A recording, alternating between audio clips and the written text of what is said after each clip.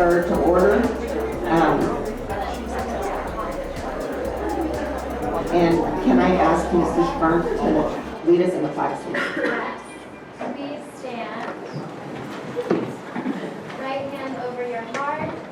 Ready, begin. I pledge allegiance to the flag of the United States of America and to the republic for which it stands, one nation, under God, indivisible, with liberty and justice for all. Thank you very much. I have nothing to report out of closed session. Can I have a motion to approve the agenda? So moved. Second. All those in favor, student? Aye. Board? Aye.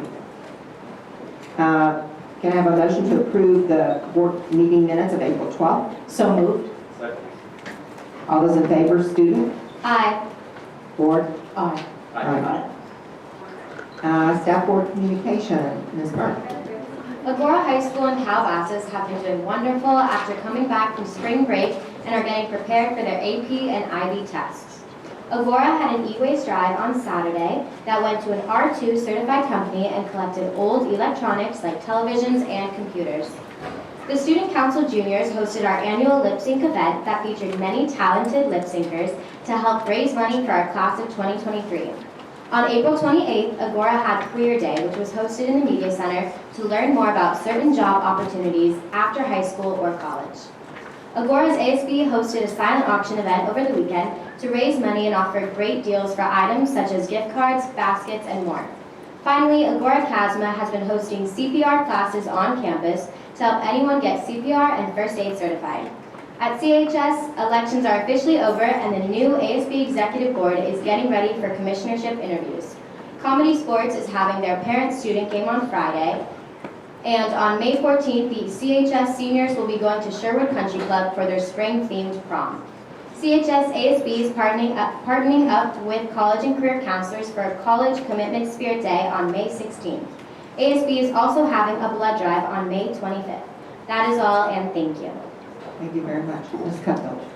I'll be very short because we have a full agenda tonight. Just so much happening between open houses, committee meetings, school visits, a lot of events and activities, graduations and culminations around the corner.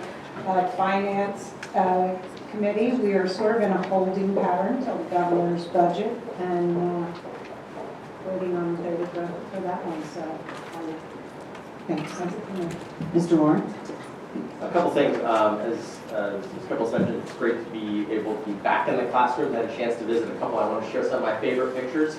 I visited Willow this week during the middle of Teacher Appreciation. I just love the creativity of all the parents decorated the doors. But if you get a chance to read this one, how they used the candy bars to call out and just congratulate Ms. Johnson for how they felt. This one brought a big smile to my face. I also wanted to share what I think is just a really great and creative thing that we're doing. About a year ago, we were hearing about how we had professional development for our staff that were doing journaling, how that really took off for them. And that has now been brought into the elementary environment for our students with the combination of the counselors and our investments in visual performing arts. So what they have for the students there is they have these journals where they take a particular emotion or a feeling and they write about how they feel about that, and they do watercolor to paint a picture about it. And this was, this student was journaling about determination. I just love the combination of how we're bringing art into the classroom, we're melding it with students' social emotional well-being. It's really two of the really core things that this board has really been focused on, making sure we have counselors at every campus and also making sure we have art.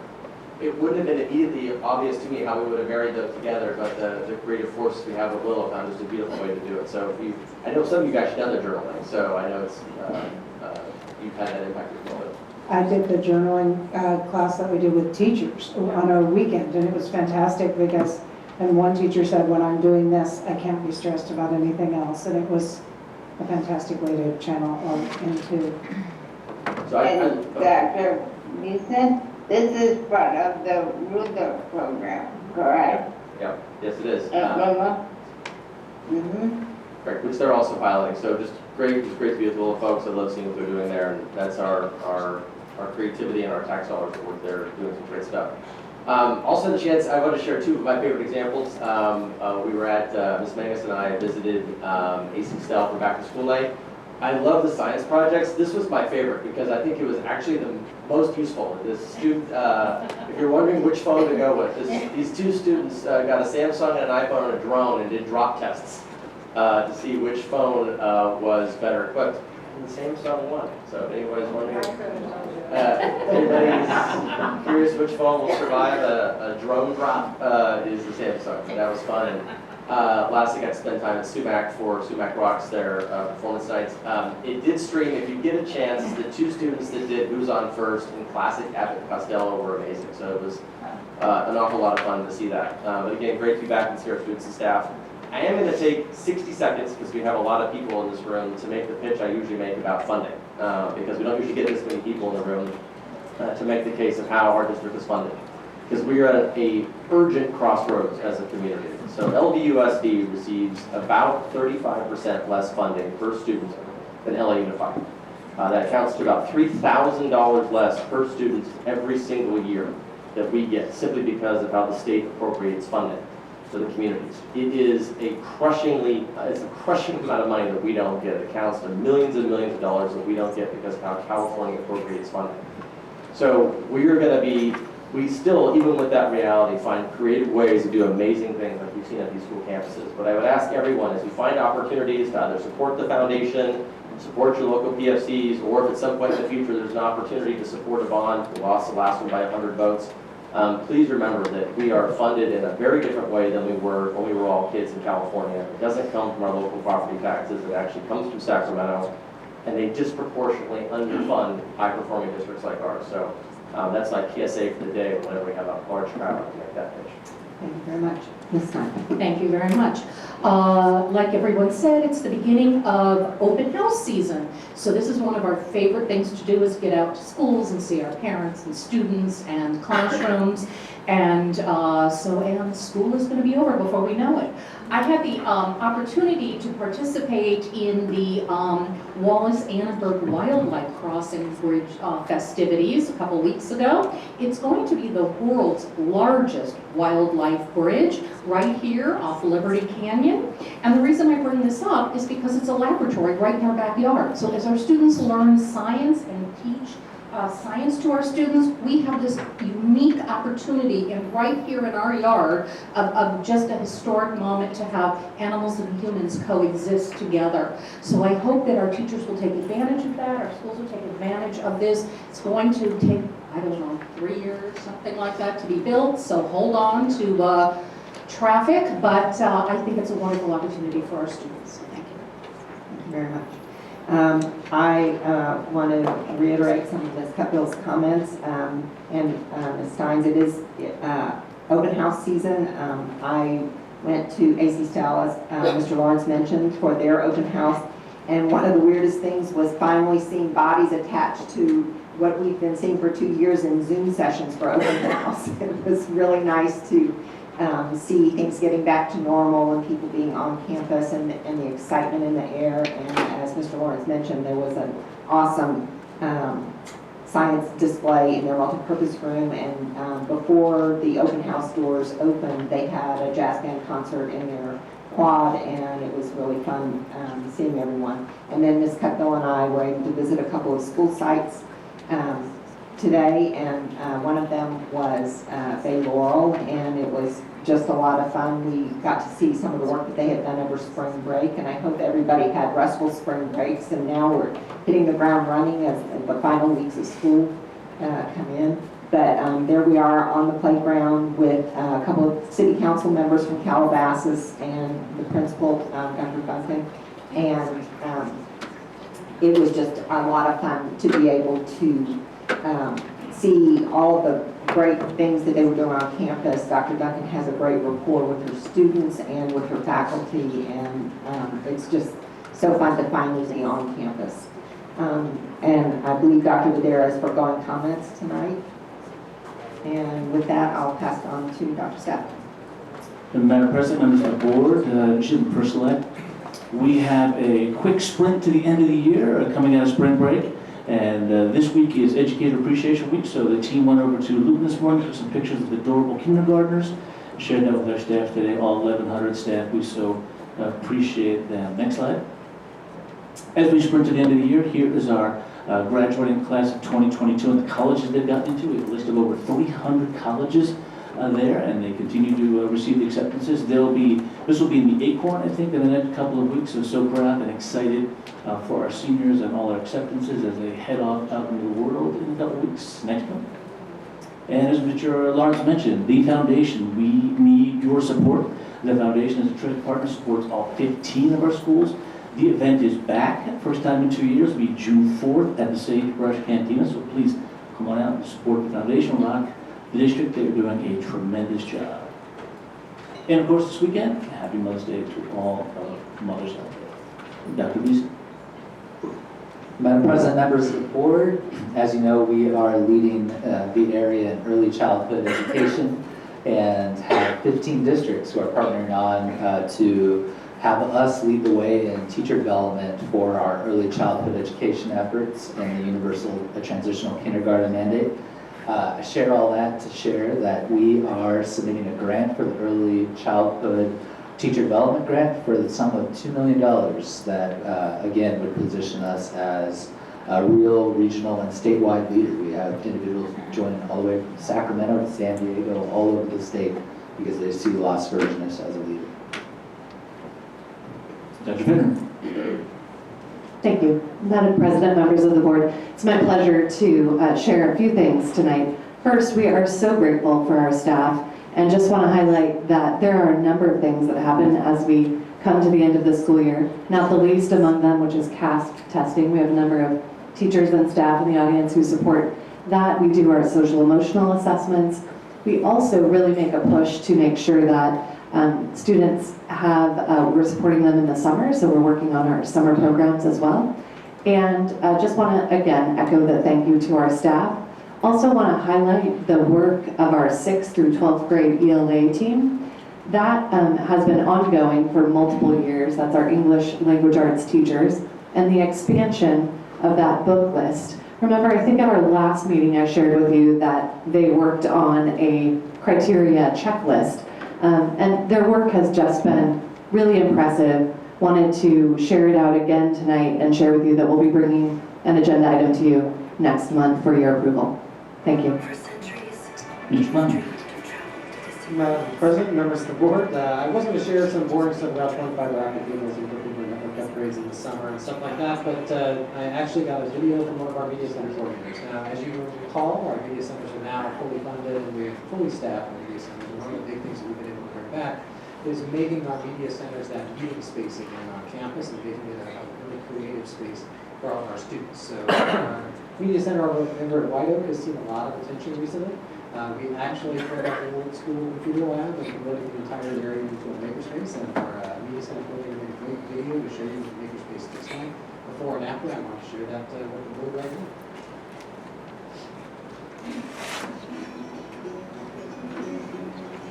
That's what you saw like.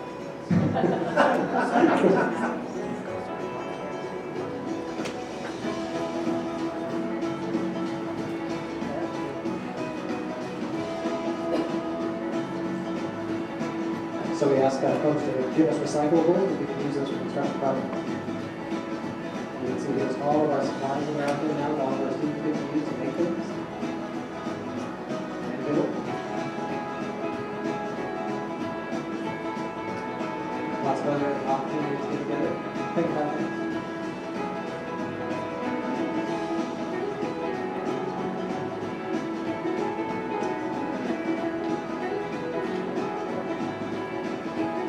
And keep in mind, now, this is an elementary campus, so this is kids at K-5, so this is their level. Kids really love it. They come around all the time, spend a fair amount of time in our media center.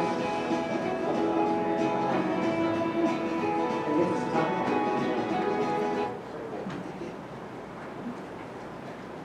Ms. Falk. Madam President, members of the board, on August 30th and October 11th, Mrs. Louthie and Dr. Roderick and myself had the pleasure of showing off Buttercup to members of LICO. They left, of course, impressed, and we were informed recently that they would like to make a donation to Buttercup in terms of equipment.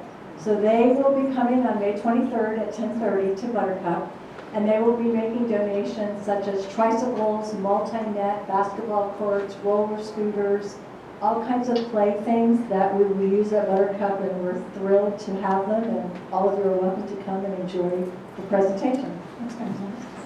Congratulations. Yes, yes. Ms. Holmes, can you make sure to email the board the time and the date again, please? It's when you have the information. That would be wonderful. Absolutely. Congratulations. Ms. Chambers. Madam President, members of the board, I had the opportunity to attend a classified leadership training through the Association for California School Administrators in April, along with two of our classified members, Jesse Sweeney and Felicia Esqueda. We participated in sessions on employee motivation and legal requirements for leaves.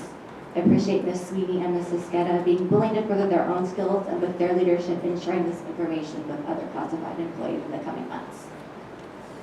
Ms. Gaines. Madam President, members of the board, the last week of 5th grade outdoor education for the year is this week. Sumac and Mariposa students are just finishing their second day today of the 5 days this week. This video is from today. It's a Sumac student who was on the High Elements course called Leap of Faith. Outdoor education has been such an enjoyable experience for our students, and I want to thank Fulcrum Adventures, who did such a great job facilitating the leadership in nature activities. And thank you to our 5th grade teachers, staff, principals, and families for supporting the program. But most of all, thanks for the students for for doing their very best and challenging themselves on activities that were new to them. So you'll see in the video, Leap of Faith student.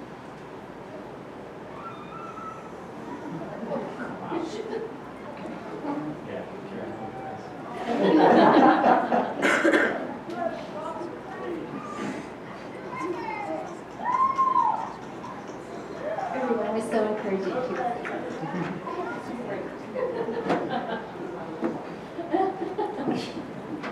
Ms. Gill. Thank you, Ms. Kins, for that amazing experience. As noted earlier by Ms. Cutbill, negotiations are heating up at the state capitol, and they are in full swing regarding the budget. The governor will be releasing his May revise at the end of next week, and the legislature is constitutionally required to approve the state budget by June 15th. The budget is now slated to have a 6.56% cost of living for schools, and some significant additional funds are being debated, probably restricted categoricals for everything from universal student transportation, COVID-related learning recovery, TK expansion, and universal meals.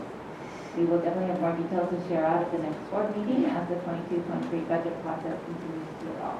Are they thinking about funding the universal TK earlier? Because I know we were looking at as an option, we might move faster than. They won't require it to be earlier, but Will there be it's funding still, available? If we right, choose that's to? what we're really focused on. Are they going to, if we choose to have the younger students join, will we be able to receive funding for them? It's still very unclear how the TK youngsters will be funded, if they will have like a grade span adjustment due to their additional needs.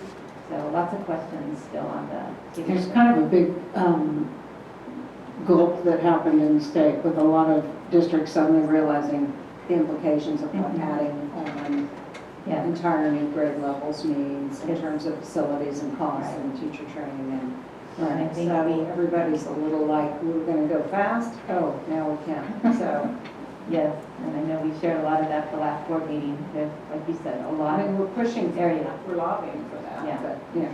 Other than the COLA, which is nice, that Yeah. there's a spread evenly across. I was gonna say, It's one of the few, but are most of the funding considerations underway going to be targeted and therefore probably not largely proportionally going to support us?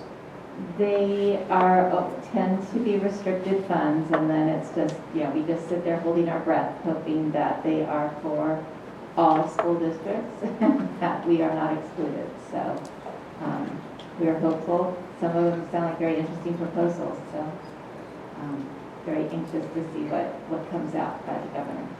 It's unusual for them not to means test something though. Yes, yes. Dr. Sanders. Madam President, members of the board, so excited to share these next two slides with you. We have officially announced and surprised our LDUSD Employees of the Year. So that is Miss Mira DeMilka over at Yerba Buena Elementary School. She is a health clerk and truly has done an incredible job as a leader all throughout the challenges of the pandemic over the last 2 years, but really as far as working with our employees and leading the way and keeping us safe and continuing to do so. She's someone who represents all of our health clerks who have done an incredible job. Jim, next slide. We also have Miss Julie Styler over at Round Meadow Elementary School. Also have to give a shout out to Dr. Gleason, who did an incredible rendition of Chant the Colt, as you see there. I was gonna say, I don't see Dr. Gleason. Yeah, he's the tallest person picture there. But in all seriousness, Julie is a representative of our entire special education team of classified and certificated staff who truly has gone through so many ups and downs this year, and really just can't say enough about the work that Julie and all of our special education teachers have done in 21-22. And real quick, to my left, our student board rep shared that her elections were completed. She was very modest because she did not share that she is the new ASB president for Cora High School. So, congratulations. Thank you. I wasn't expecting that. Thank you very much. That concludes staff communication. Thank you very much. I have a number of speaker cards tonight, and the first one I'm going to call up has something, I believe it's Caitlin Dallas. If you want to come up and state your name, you'll have 3 minutes to speak, and because it's not agendized, we cannot comment. Do you want folks who intend to speak who have not filled out a card, should fill out a card? Absolutely. And I am the scorekeeper for the evening. I'm clerk on the board, so when you hit, you'll hear a ding at the 2-minute mark, I believe. Is that correct? 2-minute mark? And you'll have a minute left. And once you hit the 3 minutes, unfortunately, we want to hear from all the speakers, so I'm going to catch all. So please state your name. I'm Caitlin Davis. Do I start speaking now? Okay. I would like to express my disappointment with this board. You guys have ignored students voicing concerns about their safety on campus and refused to respond or act on these issues. Ms. Johnson said we will continue to do what we know is best for students. We need to hear them, and if they don't have any solid evidence, then that's all we have to go with. If they give us something we can use that proves that something did or did not happen, then that's really helpful. This staff has made victims feel too discouraged to come forward and have taken too little action on preventing these assaults. They have told students that they need more proof, more evidence, and that they are not valid enough and their case will not be valid enough. This board needs to accept responsibility for the messages that they've been projecting to the community. Calabasas High School didn't include anything about the walkout against sexual assault in the weekly message for April 4th and protected their reputation over informing their students. I encourage you to do better if you want what's best for your students. I, along with most or all of my peers, wasn't taught proper consent in freshman seminar or in any other classes. I had to learn the hard way. If you're going to teach kids sex education, you must also teach them that consent is necessary. You must teach them that intoxication is not consent, uncertainty is not consent, and pressure is not consent. You need to teach your students that they can say no and they don't need to explain themselves. The attitude that this campus, that the Calabasas High School campus, both students and admin have towards preventing sexual assault is worse than most college campuses, and something needs to change. The actions of others at the Calabasas High School campus have long-lasting effects on these students, and teaching them false information about how sexual relationships have to be and what kind of love they deserve. Even if 100% of the reported assaults happened out of this district, you need to teach these students consent. You also must actively listen to victims and make them feel as safe as possible. You are educating the next generation of students and the next and the next. Please reflect on what you're teaching them and how they will use that information in the future. Help them understand that the only thing that they should give as consent and accept as consent is a yes. Show your students that they will be heard when they come to their trusted administrators with cases of sexual abuse. Assault is not something that just happens on campus. It is preventable, and you guys need to do more.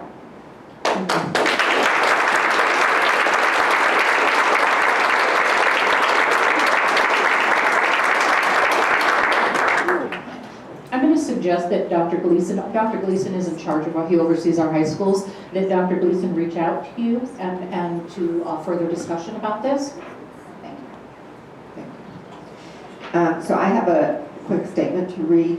I'd like to welcome everyone here tonight, and prior to tonight's meeting of the Board of Education, we were informed that parents and perhaps students wanted to address the board regarding the dismissal of the walk-on basketball coach at Calabasas High School. First, I want to acknowledge that you are here tonight because you care deeply, and I want to thank you for taking the time to come to the board to share with us your feelings tonight. I do want to share before we open for comment that by law and out of respect for all of our employees, we cannot comment publicly on any issues related to employment status. This is done out of respect for the privacy of our employees, and that is a right provided to all 1,200 employees. I will now call speakers in the order which speaker cards were received. Each speaker will have a maximum of 3 minutes to address the board. If by the time your name has been called, your comments have already been shared, you are welcome to pass. I am asking everyone to please respect that we want the meeting to be professional and courteous in tone. So I ask that there will be no cheering or jeering. We want to make sure that everyone is comfortable addressing the board.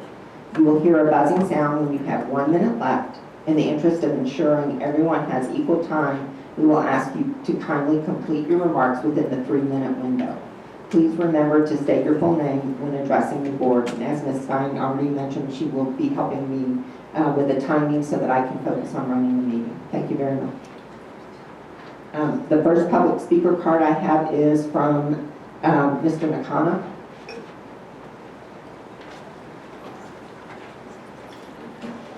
My name is Takashi Nakano.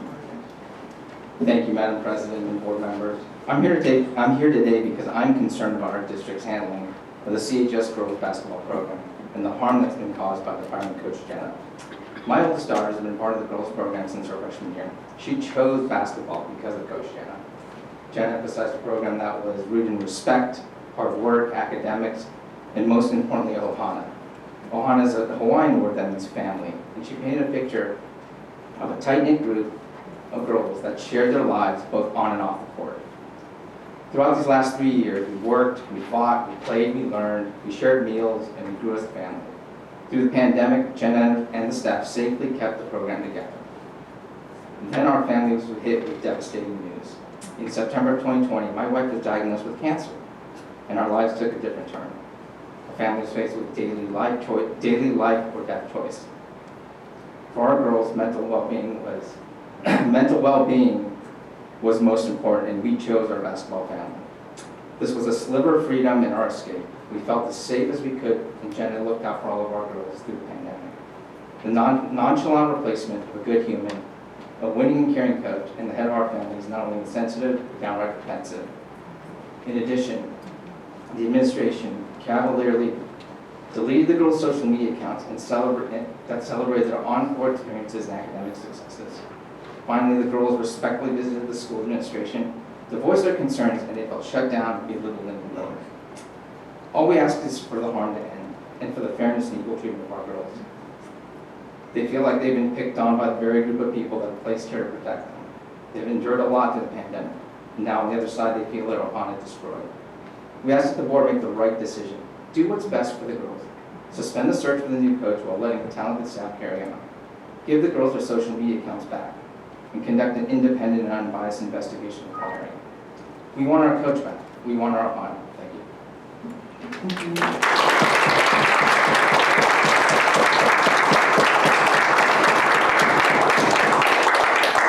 Ms. Townsend?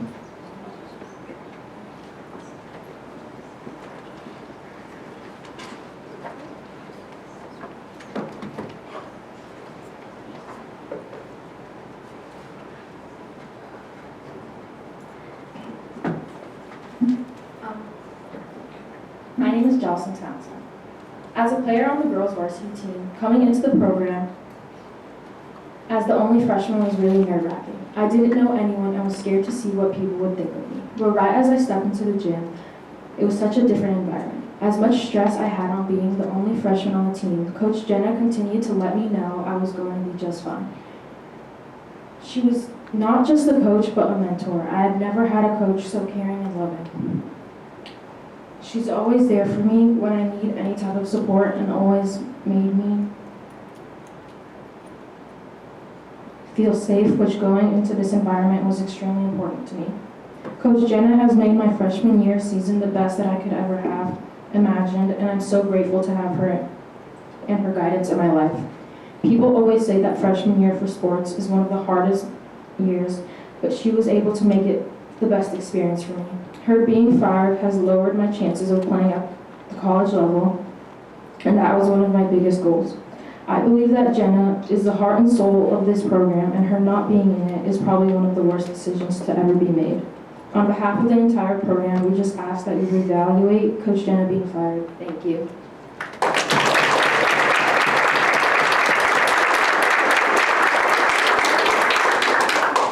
Penny Rumton.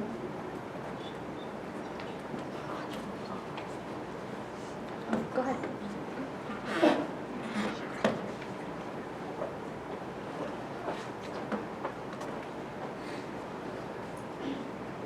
My name is Audrey Reptine. Prior to writing this speech, I wondered how I would start it, what I would include in it, how would I transition my statements. But then I realized that I don't need any of that. All I need to do is speak from my heart about one of the best coaches I've ever had. When I was proceeding to coming into high school, I had signed up for basketball spontaneously, just so it could cover my PE credits. When I was welcomed into the summer program, I thought I was scared. I was anxious if the players would judge me for how I played. Turns out this was not the case at all. The first person that welcomed me into the program was Coach Jenna. Previous practices my friends had told me about when they had played different sports, they said that practices would be boring, challenging, mundane, and overall a waste of time. Everything I have apprehended from their practices versus mine is completely different. Everyone was welcoming at practice, and we had fun while still being able to work hard, work together, better ourselves, and push each other to be the best we could be. None of this would have been possible without Coach Jenna. In the eyes of a JV player, I saw when I first entered the program that she cared for every single one of the players, whether they were a varsity player, JV player, or a frosh soft player. Even though the practices were challenging at times, when JV and varsity would go up against each other, she made sure to give feedback on every single player so they can better themselves on the court. Minus the fact that Coach Jenna had trained her players to be better physically, she had just as much a positive impact on them too. A positive mental impact on them too.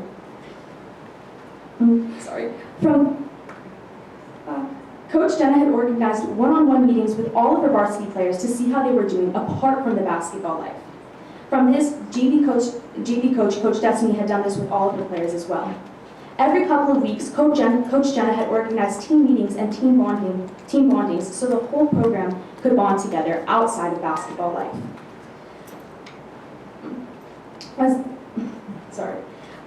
We learned from these team bondings and team meetings that outside of basketball, as a team, we need to form connections with each other, getting to know each other and each and every one of your teammates inside and out.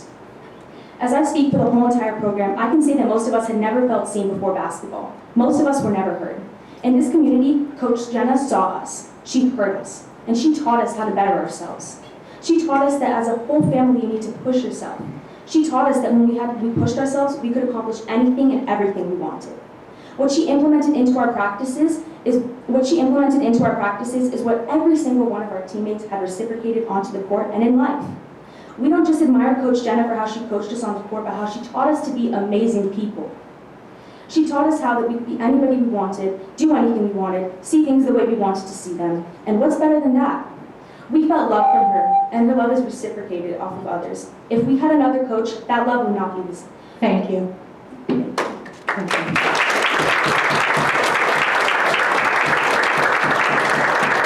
sorry if I mispronounced some of these names, but Sam Kuthasman.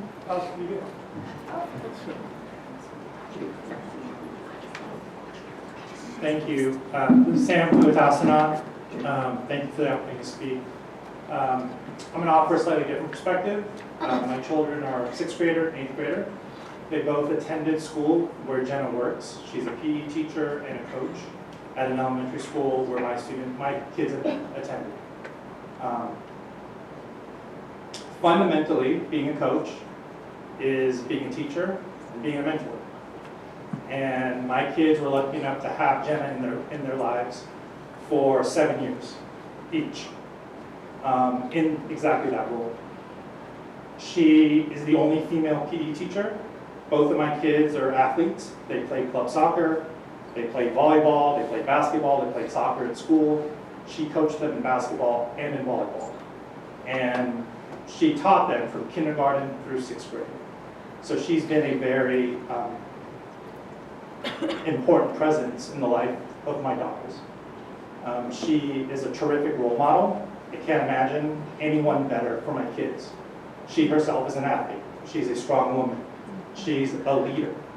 Those are the qualities that she's helped develop in my children. The other thing that I will say, I used to teach high school. I used to coach as well, a long time ago. There's a dearth of good, strong female coaches in youth sports. And having Jenna as part of the program at Calabasas, a program that, from what I can tell, she built, a community that she built. To lose her, you lose that community, you lose that program, and most importantly, you lose a very important female role model for those kids. Jenna, she would organize outside practices for the kids so that they would be ready for the season.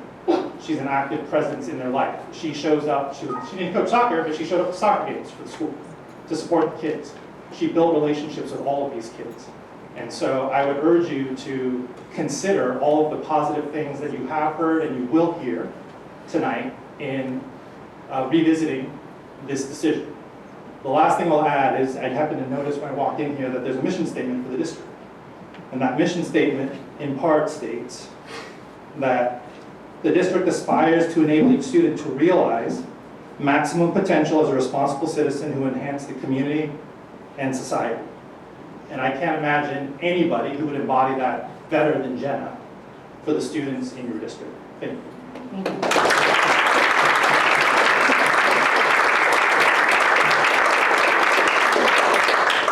I have a speaker card for Audrey Rumting. Is that Penny? Yeah.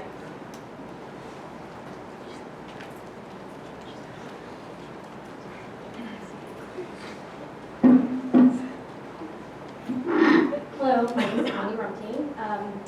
I want to say thank you for giving me the opportunity to speak on behalf of the parents of both the JV and varsity team. I wanted to touch on a few points that we've already heard, both from the girls and the parents. But what I really kind of wanted to focus on was an article that was in the Daily News. And I'm going to quote Dr. Stepanowski. He said, we have high standards for all of our coaches and place specific emphasis on player safety, character, sportsmanship. Most importantly, we look for coaches that promote academic success, physical, mental, and emotional well-being of all of our student athletes.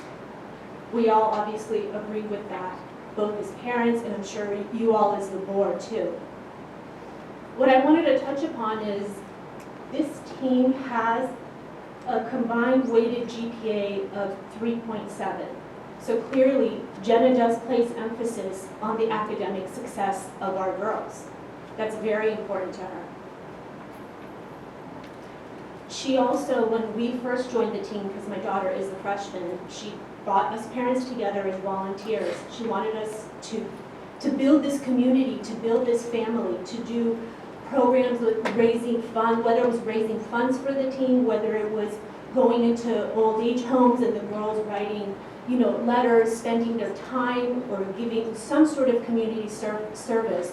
She brought us parents together, put a team together. I've hosted a few events at my house. I've seen personally how she interacts with the girls. When they've been down, she's taken the time to speak to them individually, just as you've heard the other girls speak on. And she really made it feel like, these are my girls. What more would we want from a coach for our daughters? A female coach at that. Someone that our daughters can look up to, who they respect, and who they truly, truly love. I just feel that the reasons that Dr. Stepanowski gave are very, very valid, but they also are everything that Jenna gave to us as a community and for our girls. And we just ask that, you guys really consider doing an independent investigation and really taking a look at everything that's been said and bringing Jenna back. We just want Jenna back for our girls, because I don't think that you guys really understand the emotional damage that the firing of Coach Jenna has done to our girls. And we would really love it for you guys to take a look at that. And as parents, that's what's most important. Thank you. Thank you.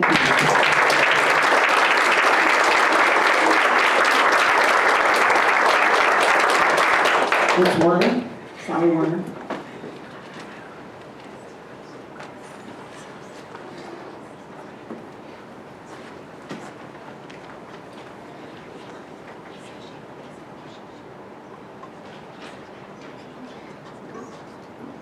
Hi, my name is Sally Werner, and I'm a player in the Calabasas girls basketball program.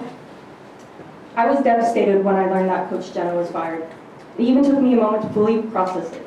The coach who had given her heart to the program was fired, and I still have no idea what valid reason there was to do so, or if there is any at all. In all my time playing organized sports, I've never played under a coach that cared about their players as much as Coach Jenna. She made me feel safe and supported, and she would always push me to be better. There were times that I struggled and I would just want to give up, but Coach Jenna would never let me. She always made sure that I got through my tough times. I know that she did the exact same thing for every single one of my teammates as well. Next school year will be my senior year of high school, and I was extremely excited about it. During our end of the season meeting, I told Coach Jenna that I felt that next year was going to be my year to prove myself. She agreed with me and assured me that I would have her support along the way. I was also confident that with the leadership of Coach Jenna, the team would win a championship.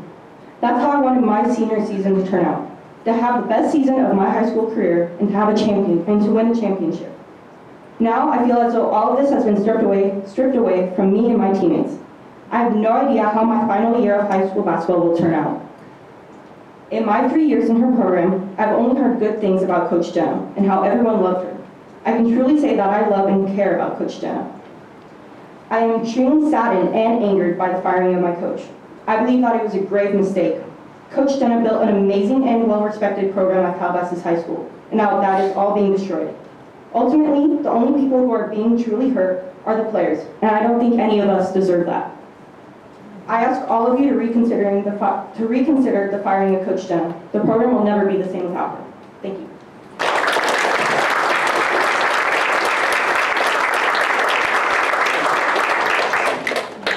So that concludes the comments for that topic. I believe that any issues with that would be handled by the Human Resources Department. And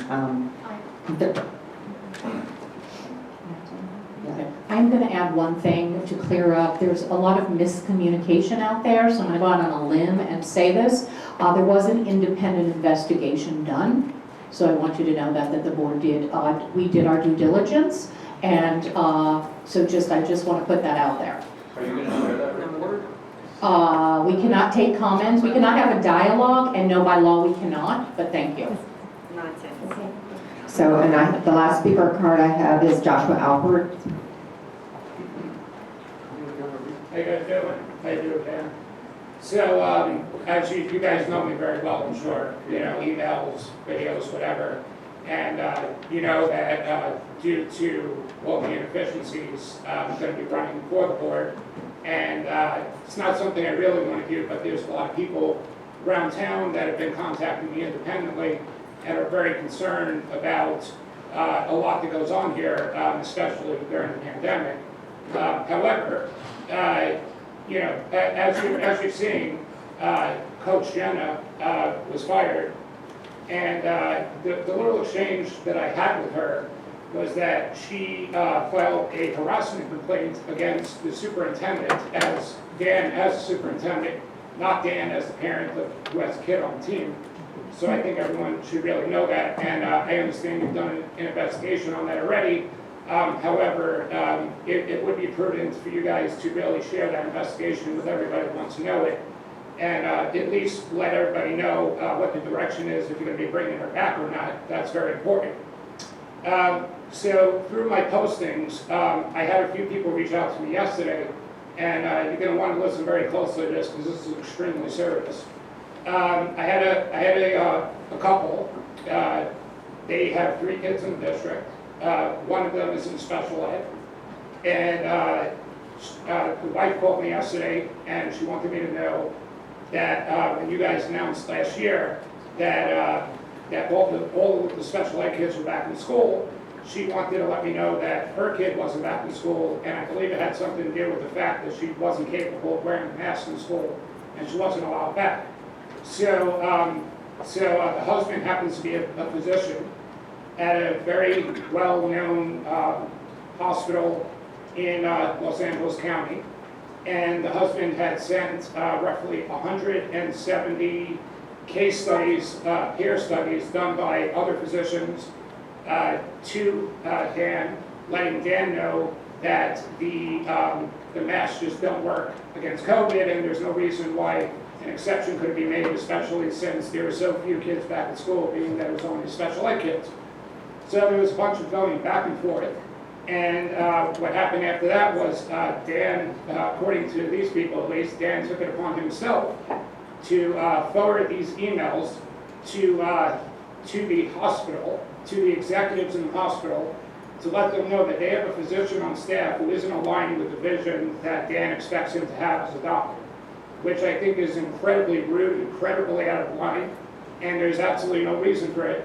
And what I'm asking you guys to do is do a serious independent investigation and find out if this is true. And if this is true, I'd like you guys to call for Dan's immediate resignation. Thank you.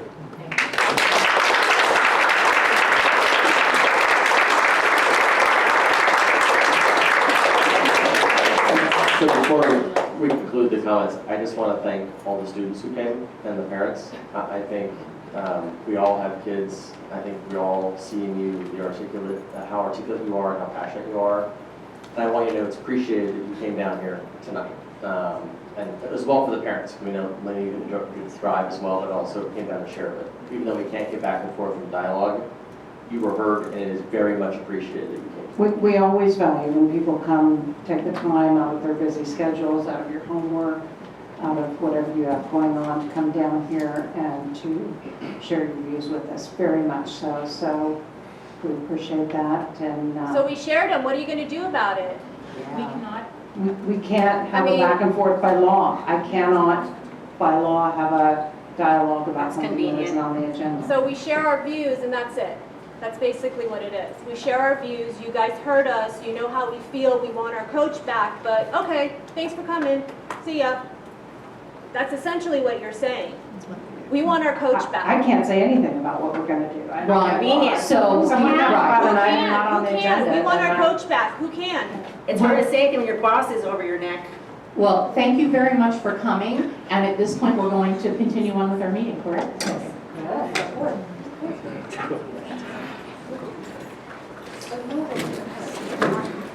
Can I have a motion to approve? Justice for Jana! Justice for Jana! Justice for Jana! Justice for Jana! Expose Stefanowski! Expose Stefanowski! He's a bully. We're working on it, don't worry. He's a bully. See you in November. I would like to pull items, the field trips, item number 2 and 3, because I think they're very exciting field trips, and I think it would be wonderful to hear about the programs. So if I would like to actually then make a motion to approve items number 1, 4, and 5. Second. All those in favor? Student? Aye. Board? Aye. And it was, They knew this time. and it was President Videra that asked me to do that. She felt it was a really good opportunity to get on camera and to have people know that these fabulous things are going on in our schools, so thank you. So, for item number 2 is approval of overnight field trip to Casma. Dr. Finley? Thank you. We'll invite Ms. Winter up to the podium. And Ms. Winter, did your student end up? Two of them. Two students. I'm so excited. Dr. Videra, see the magic you work? They're just going to share a little bit more about this particular trip, sports medicine and CASMA. Madam President, members of the board, cabinet, and guests. Emma, Sophia, and I are here on behalf of the Sports Med program at Agora High School and Miss Kristen Dizon. And I have some very exciting updates to share. I'm going to read from this so that I get all of her stats correct. In March, Agora High School attended the HOSA, Health, Occupation, and Students of America competition and leadership conference in Long Beach. It was the first time that we attended the conference. We brought 16 students with us. We competed against 100 schools in California and thousands of students. All of our students attended workshops and networked with other schools, and our anatomage team won first place. And if some of you have been to the school and seen. And Dr. Gleason, aren't we going to have the... We're going to have a video of the anatomy. Yeah, we're going to have...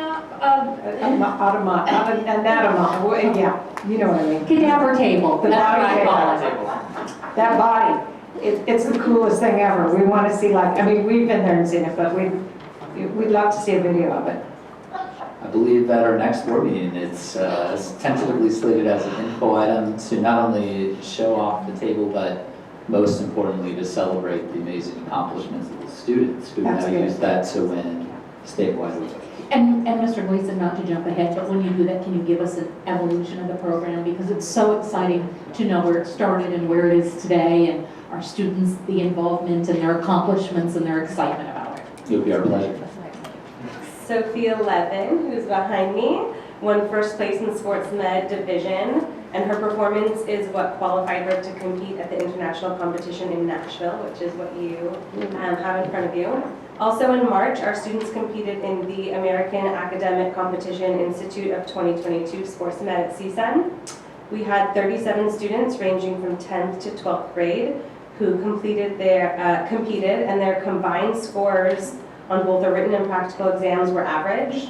Agora High School competed against 25 other schools and 400 students, and our large team division was awarded second place. 5 of our students were also selected to compete in the Anatomage Challenge, where students have to use a virtual cadaver to correctly identify the most advanced skeletal, ligament, muscular, nervous, and blood vessel landmarks in the shortest amount of time possible. They dominated in the challenge and were invited to compete in the national tournament as well. Our team scores qualified us to move on to the national competition, and we had 11 of our students place in the top 25 of all students. And finally, Agora High School has been named a safe sports school, in part because of our CASMA program. This is a huge accomplishment for our programs because athletics must create a positive healthcare administration system, provide or coordinate pre-participation physical exams, promote safe and appropriate practices in competitions for facilities, plan for selection, fit, function, proper maintenance of athletic equipment, provide a permanent and appropriate equipped area to evaluate and treat injured athletes, provide or facilitate injury intervention, and many other things. To apply, schools have to complete an in-depth questionnaire and assessment, and Agora High School was awarded that standard of excellence. And we're very excited, hopefully, to be able to compete in June, and I think Sophia and Emma are equally excited. Emma's the spelling bee champion of Sports Med. If you didn't know that was a thing, it is. Medical terminology is tough. I did that for many years. You're like way ahead where I was at your age. Wow. Yes, it was very tough. It's fantastic. We're very proud. Thank you. Very exciting. Congratulations.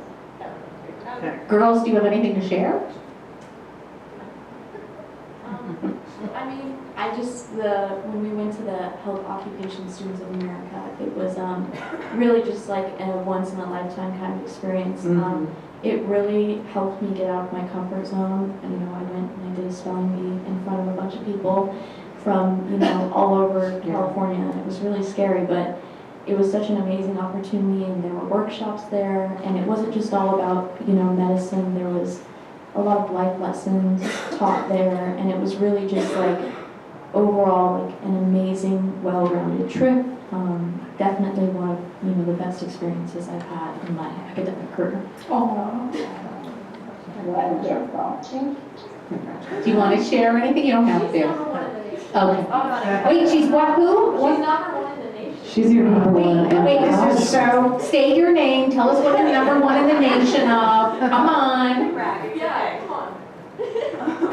My name is Sophia Levitt, and within our AACI sports medicine competition, which is what we took second place in regionally this year, I was first place individually last year, and we are actually going to be competing in nationals again on May 19th. And what do you do? Give us like 3 highlights of what you do in the competition. Yeah.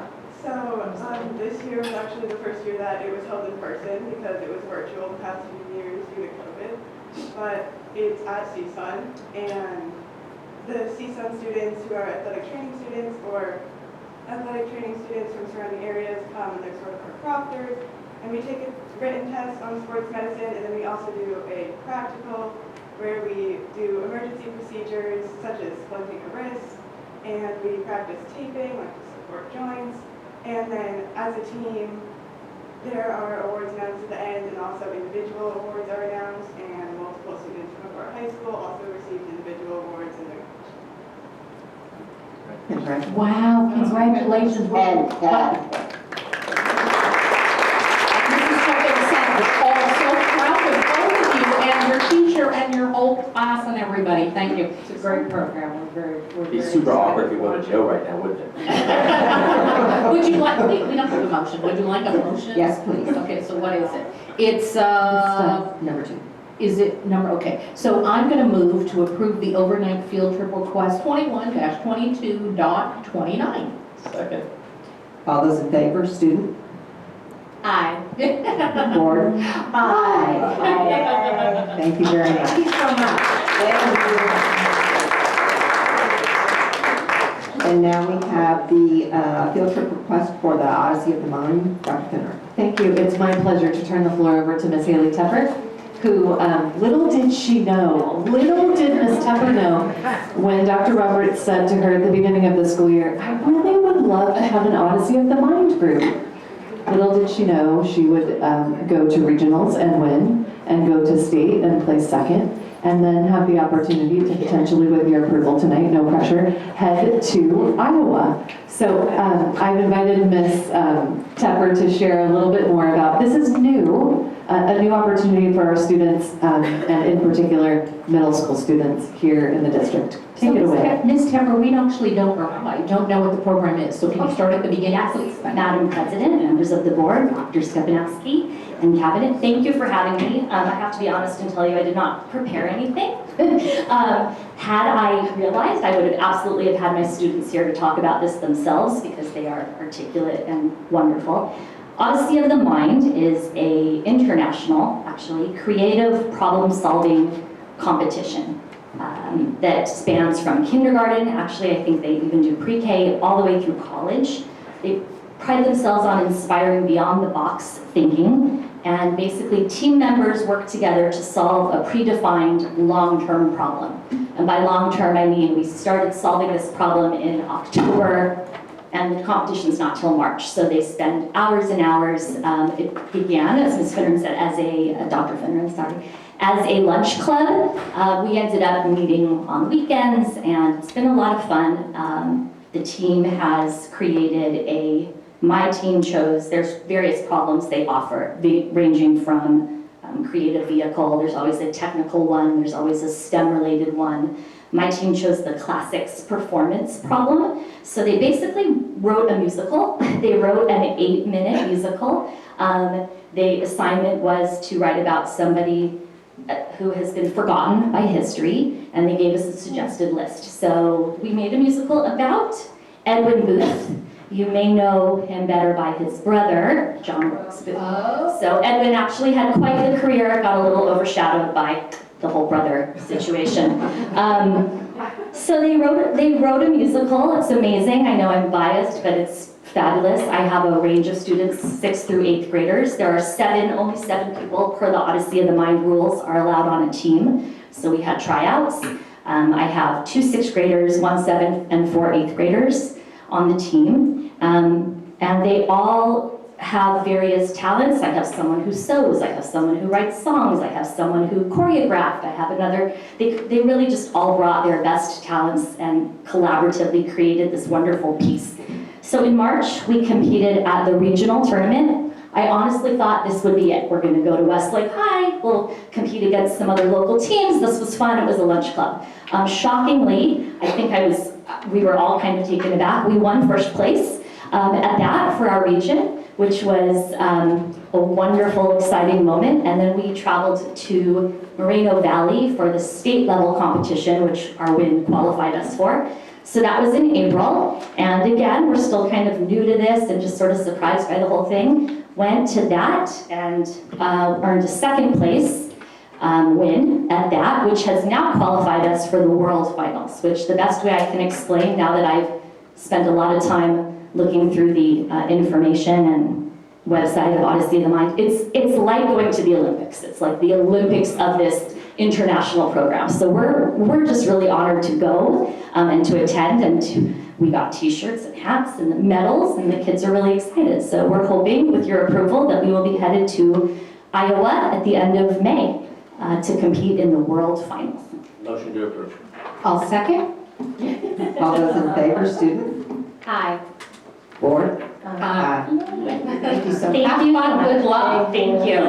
I have to share just one thing, if you don't mind. Is there somewhere fun in Iowa though? Is it like Coeur d'Alene at least, or where are you going in Iowa? Ames, we're going to Iowa State University. We are staying in the dorms. Don't you It's be gonna be hating fun. on that Midwest day. Yeah.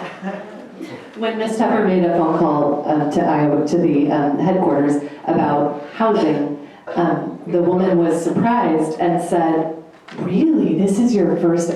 We don't usually get first-time teams." Oh. So it's very much It's a big deal, yeah. Right, yeah. It's sort of like Mama, you won. Thank you. Thank you for coming in to inform us about this wonderful program. Fun. So can I have a motion to approve consent fee? Move to approve consent B. Second.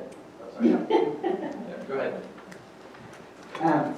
No, that's fine. You can second. So all those in favor, this is a board vote only. Aye. Aye.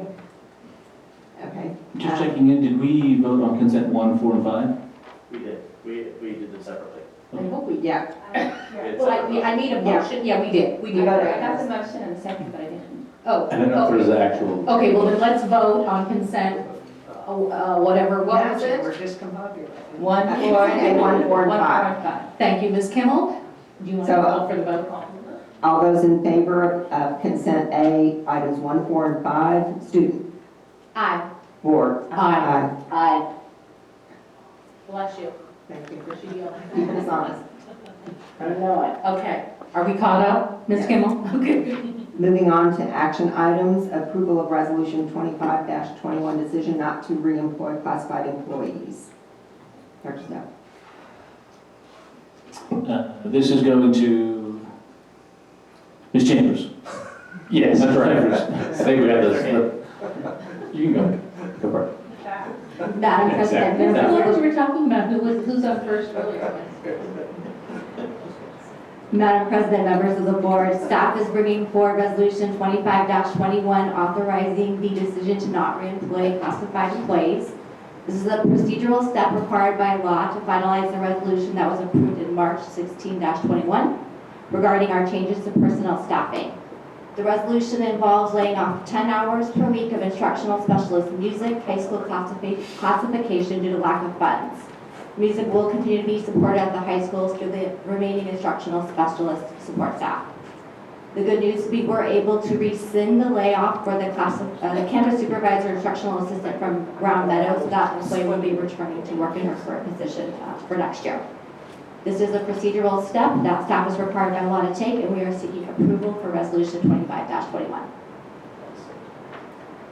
Does anybody have any questions?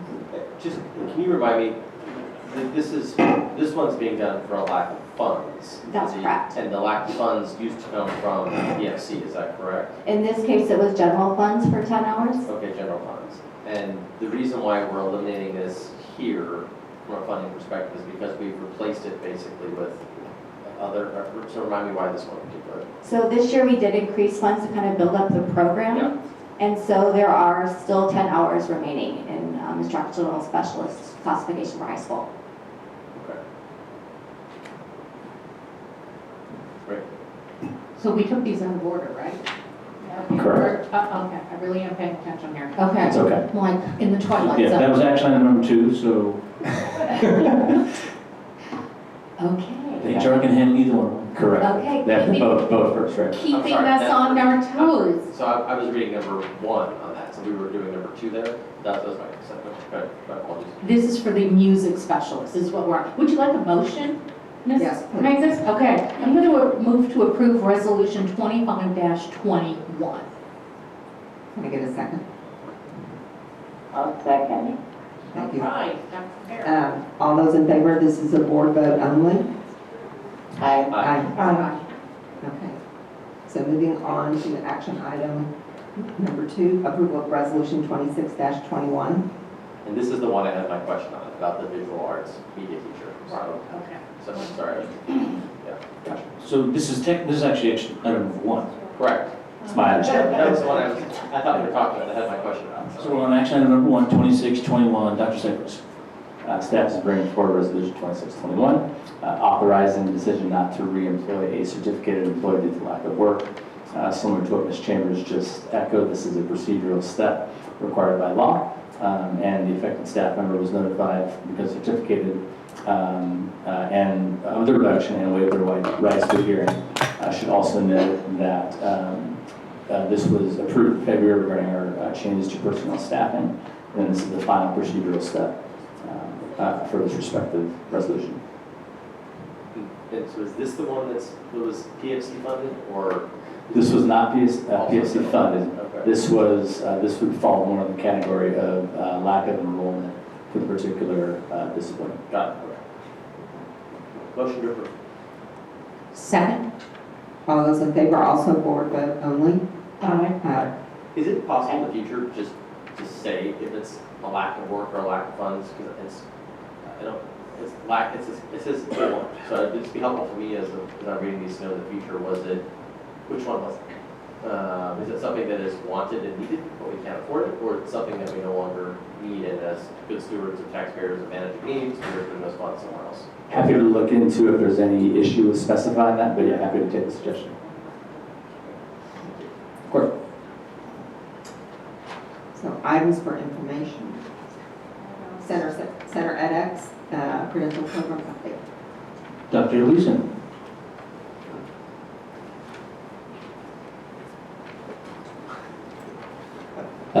Just getting the presentation up and running. So Madam President, members of the board, very excited to bring a Center edX update with you tonight, and also even more excited to have some guest speakers share where we are. Jim, is that my screen or that's yours? Okay, thanks. Even more excited to have some guest speakers to share their experience in our programs. So just some history for those watching at home. LUSD was accredited by the Commission on Teacher Credentialing to provide 3 credential programs in 2017. That allowed for us to have a 3-year accreditation, and last year went through a whole accreditation process and are accredited now through 2028 by the Commission on Teacher Credentialing. The growth on the front end, and I just want to highlight on the front end for those watching at home, this was really, this took 1.5 years to put together, and really our board deserves a ton of credit for seeing this through and having the tenacity and the long vision to help us get to where we are today. We're really excited for their faith in us to implement and execute this. Up till this day, 100 beginning teachers and 200 beginning and aspiring administrators have gone through our programs. Over close to half of our current administrative team are graduates. That's not to mention those that are colleagues in the regions around us. Why that's beneficial is we have such a deep hand in not only preparing those who serve our kids, but also connecting with great ideas across the now the whole state to support our students. And of course, it also the added benefit, not the reason, but the benefit to our general fund is also substantial.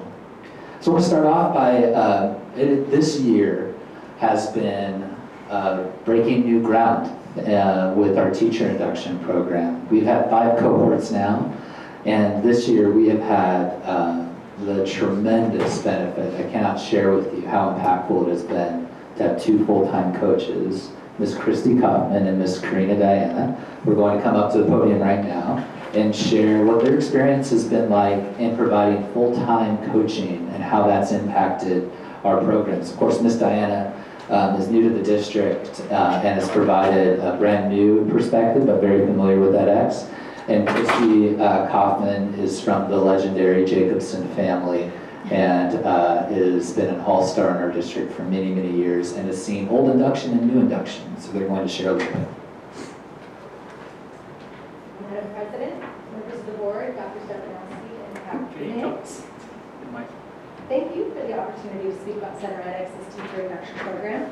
I am Christy Kaufman from Generation Jacobson, and I am here with my fellow instructional coach, Karina Diana, and one of our amazing candidates, Amanda Nichols.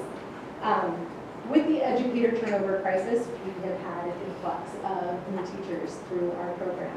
And given our new model of full-time release coaches, we have had the opportunity to truly break the stigma that surrounds the word induction.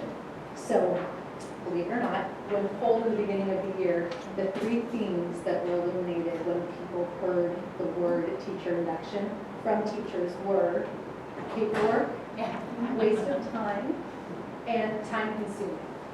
So flash forward to mid-year surveys this year with our Center edX candidates, and I'm happy to share that 100% of the candidate surveyed reported that Center edX induction program had already exceeded their expectations of what they thought induction would be. The focus of our induction model, of course, is embedded with smart retention strategies, but none of those strategies are achievable or attainable without giving time for those deep, meaningful connections and to deepen that trust between coaches and candidates. And that is exactly what our new model affords us the ability to do. So having the opportunity to truly be in there with our teachers every single week in their classrooms while they're teaching, team teaching with them, together gives us the opportunities to learn about them, their teaching styles, their approaches, and to highlight their strengths. And in the beginning of your teaching career, day 1, week 1, you may not know exactly what those strengths are yet. And so we get to be the bright light that comes in continuously, week after week, to highlight those strengths, acknowledge those strengths, and celebrate wins, both big and small, because we have been there from day 1. And so this dedicated time that we've had really has allowed us to develop deep reflections around their areas of growth. And it's really shifted from providing that just-in-time support to really what is their professional growth goal for this year. And we've guided their reflections, we meet with them collaboratively to tailor an individual solution to that professional growth goal. And this year that's looked really different. Some of our candidates have done book studies with us. Other candidates have just attended professional development with our district. And even some other candidates have critiqued videos of themselves or other teachers in the classroom. And then an exciting new addition to our program this year has been Instructional Rounds, where we will be able to release the candidates from their classrooms for a day and take them out as a group by specialty or by content area to see other educators' best practices across our amazing district. And by showcasing these best practices, we were also able to connect them to other educators that will be their support system for years to come. And as a result of the relationships that we've cultivated throughout the past year, we really were able to recognize leadership qualities. And I want to recognize Amanda for even just being here tonight in front of you, right? And connect them with the future leaders of our past program. And so our induction candidates just this year have participated in 2 PLCs with our past programs. The first PLC included sharing their own highlights of their induction journey and areas of growth in our program. That was at the beginning of the year. And then another one included developing and implementing social emotional learning strategies for secondary students to support the entire child. However, we really think that the greatest example of the benefit of this work is to hear directly from our candidate about their experience. So take it away. Hello everyone, so my name is Amanda Nichols and I am a year 1 induction candidate this year. So I was hired on with Las Virgenes just a few days before the school year started. So very excited to dive right in. And I was working with our K through 5 students who are in quarantine. So it's a constant revolving door of students coming in for a short time. Sometimes it's a few days, sometimes it's a few weeks. And so one of the first things that I noticed was Christine Curry on my first day, right before school started. I was like, who are these two magical human beings who are just so positive? And I had no idea that that was what induction was going to be, just that constant support, positivity from before even day 1. This year has been a very, very unique year, but also the most rewarding year. Most of that is because of the support from this induction program. I have been working with K through 5 students all year. I transitioned to working with 6 through 12 as well. And currently I am teaching 4th grade class, still working with my 6 through 12 graders who are independent study. So with all those transitions, my support from induction, I had the privilege of having Christy as my coach, has also her support has been able to be just super flexible with all those changes. So I never felt alone when something happened. So whether it was, I was able to reach out with a quick phone call. We were able to have a Zoom session because she's just always available with her schedule, whether you want to or not. But she's always there to support me. And just being able to just have that constant, whether it's going on a walk around the building, and the varying things that happen with the kids, whether it's social emotional, I'm able to have that support from Christy, whether it's classroom management. One of the huge things that happened this year was the instructional rounds. So being able, since I'm a virtual teacher this year, being able to step foot into the classroom and see the kids in person. And some of the kids were ones that I had online, so getting to make that connection with them. It's provided me with the opportunities to think of how I want to do things in the future in the classroom one day. And also how I can implement that into my my courses this year, with my students virtually. So I just want to share my appreciation. I probably wouldn't be here today without the support of this induction program, and I hope that it's able to stay. Thank you. It really does help us to hear that process and how that supports you. What school site do you teach at? I'm with Elvis, so Las Virgenes. You're with Elvis, okay.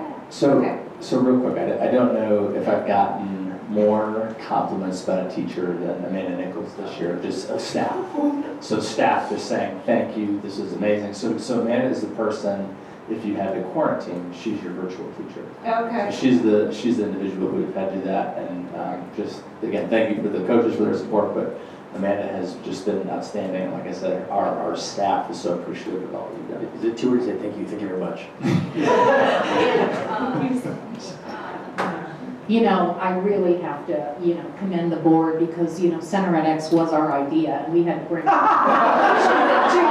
having some fun here. We had to bring Dr. Gleason and Dr. Stefanowski along here. When Dr. Gleason brought us this Center edX, we didn't get it at first. We had to be brought along because of all the things we do, budget, curriculum, whatever. The one thing that really has, because none of us are educators, induction and credentialing was not something we'd ever had to deal with. So we had to have a big learning curve on that. And every time we see the relevance and the value of Center edX, and then now like universal TK, perhaps we could do that too. I'm like, we're just, but I've never been more happy to be proven, Proven right. Because it is a tremendous program. But we haven't really gotten to see a slice of the teacher induction. We have more of the credentialing for administrators. So we really appreciate it. And it is very helpful to see how you are supported as a teacher and not just, ticking this off the box as something you have to do as a requirement, but how does it really serve you as an educator and make you better every day. So we appreciate that, and thanks for coming. And seriously, we are so excited, as board members, we get to learn, along with our teachers and our students, right? We get to get out and we get to see and we get to read and we get to learn. This was a big learning curve for us, seriously. Thank you to Dr. Gleason for introducing this to us and for having us step out of our comfort zone of K-12 and to see and hear you and to see your students and hear from them and you all. It's just such heartwarming because you are bettering the education in our schools and in our communities, so thank you. One thing to, and that's all right. Mr. Klein, I'm going to need a little manual help, I think. So one thing just to highlight, and you mentioned induction, this couple of, we mentioned hearing about induction, and candidly, it's taken off this year under this model, which the board worked on and approved along with us last year. And this full-time release model, you think you have Miss Diana and Miss Kaufman are two of the very best. And when you spend 2 years with the very best, that impacts how many kids, when you think of 30 years of kids that all of those teachers will have. So the impact of their work is absolutely amazing. So thank you to the board for allowing for this model and continuing it. I think, Ms. Nichols, you mentioned allowing it to continue. No one's going to stop. Absolutely. So thank you so much, team. And then that's only our first credential program. So we're going to go into the PASC program, which is the next slide. And so I want to invite up, we've talked about PASC and CASC many times as a board, as a staff and the board. One thing just to share is our growth. We now have candidates all the way from Sacramento down to San Diego over to Riverside. Again, why that's exciting for us here in Las Virgenes is it means that we are being seen as a statewide leader of leadership and staff development. And why that's good for us is that brings the very best here, and the very best here means the very best for our students. I want to share with you, since we're entering our 10th cohort, believe it or not, and the demand is so high, we now are going to have 3 a year. So we're actually starting a cohort in June, where we used to have August and January. But we've had now the benefit of some candidates going through 3 years. So they went through our PASC program with us, which is 1 year, and our CASC program for 2 years. And one of the very best principals that we've had the pleasure of working with, who went through both, is Ms. Tiffany Reynolds from Willow. And I thought it would be helpful for the board to hear how those programs shape the leader she is at our largest elementary school in the district. Thank you, Dr. Gleason. Good evening, Madam President, members of the board, cabinet, and guests. It is my absolute pleasure to talk about my experience in PASC and CASC. I definitely would not be here unless I had been part of the PASC program. Seeing that happen, I was in the second cohort, and seeing the first cohort go through was what convinced me that I wanted to be part of it. I would say one of the greatest benefits to the PASC program for me was that it was really tangible and specific to what I was going to be doing.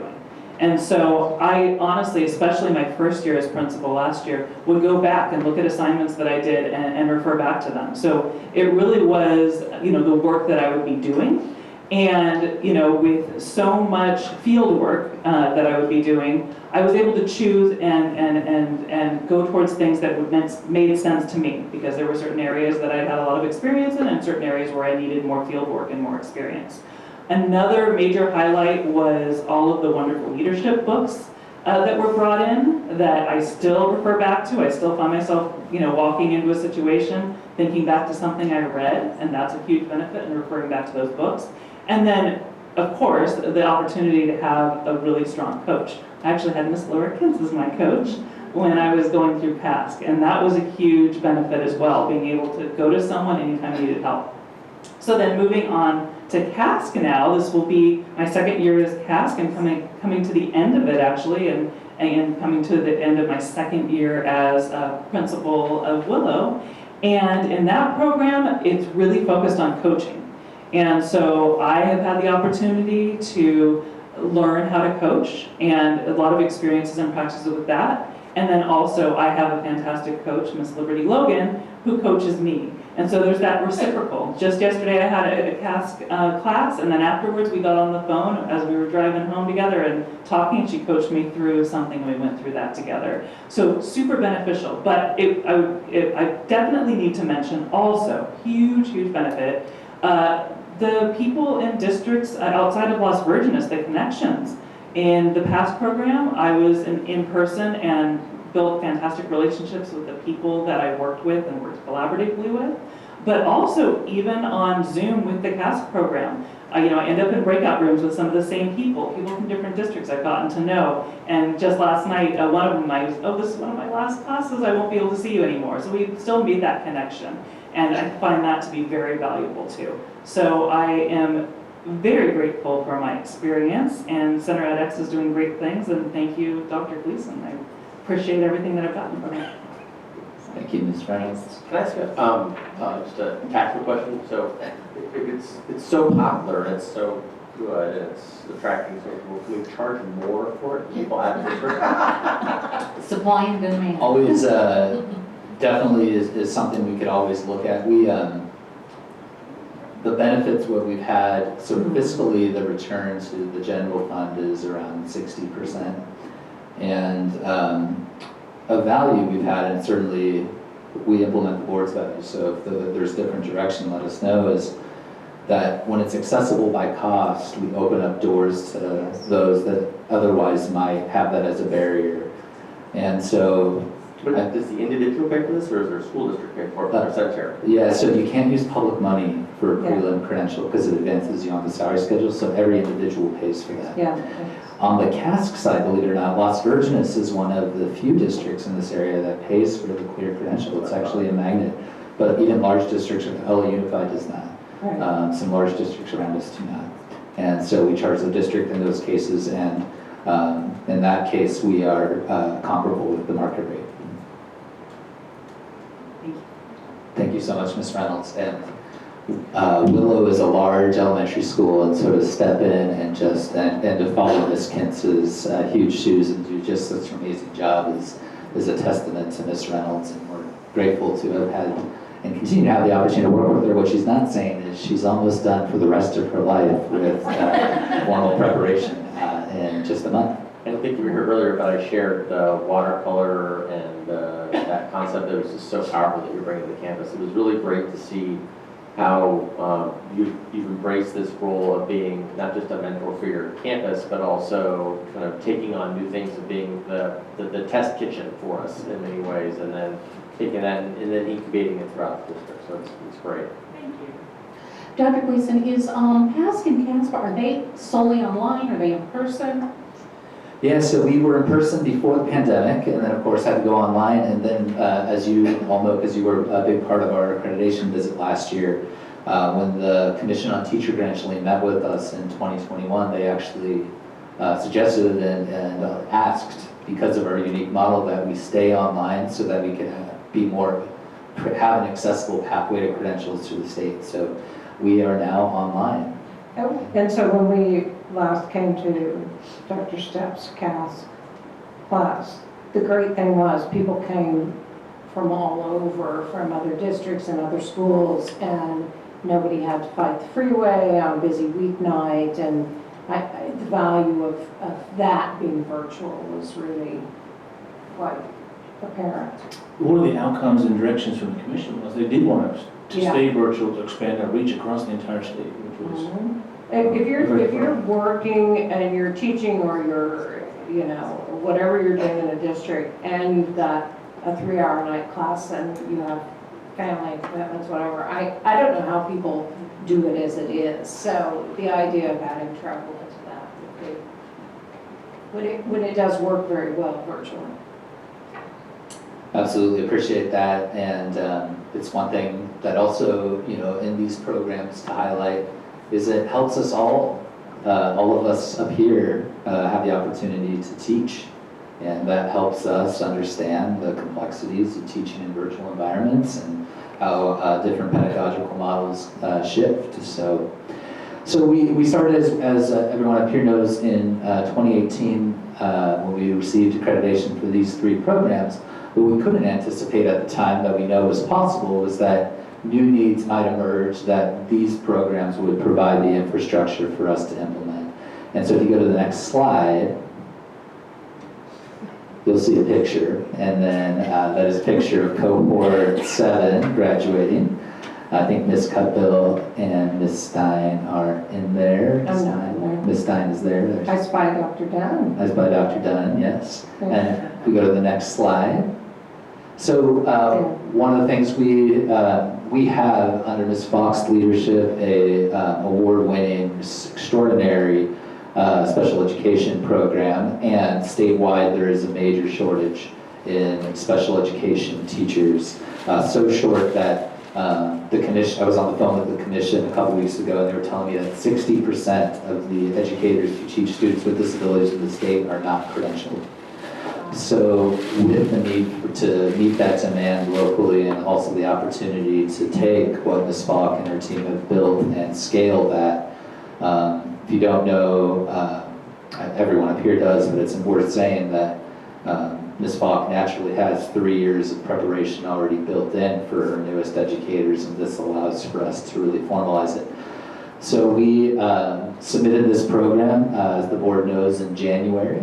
Had some local groups that had some opinions on that went to the commission, so we are navigating the turbulence of the political waters with that, and should have the resubmission in June with the hope to launch in January of 2023. What was the pushback? Pushback is because of a school district program doesn't have the indirect costs that a university has. So university tuition is 70% indirect to all the hierarchical components of an individual university.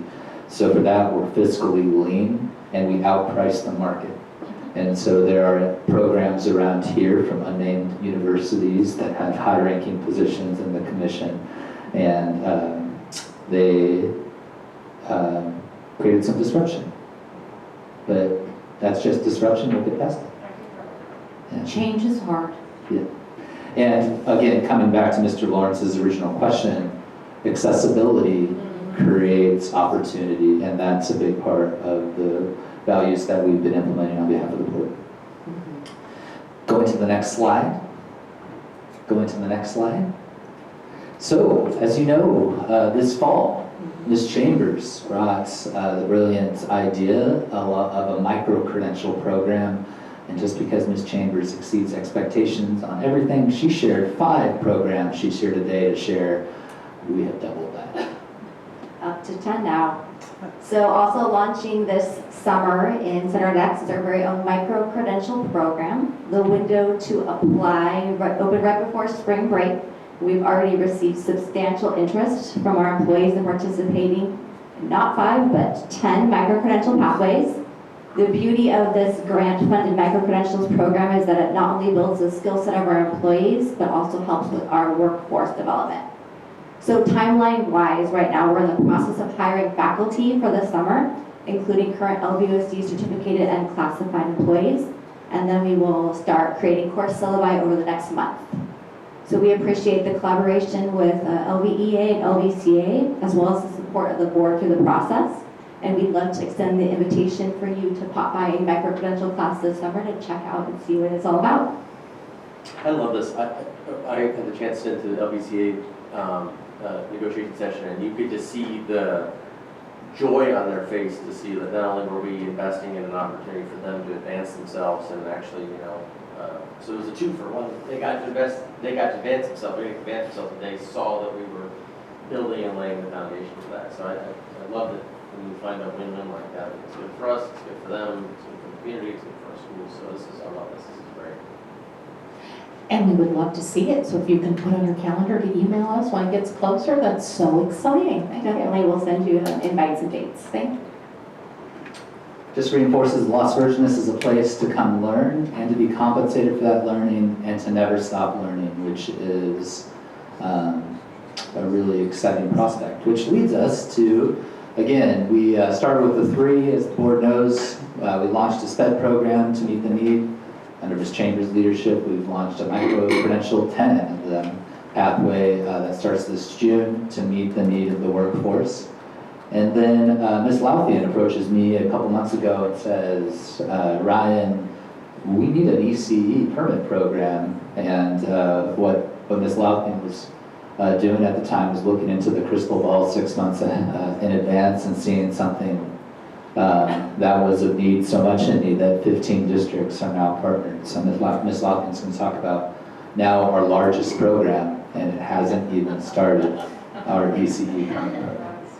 So, as we mentioned in the last board meeting, we're super excited to launch this program this summer.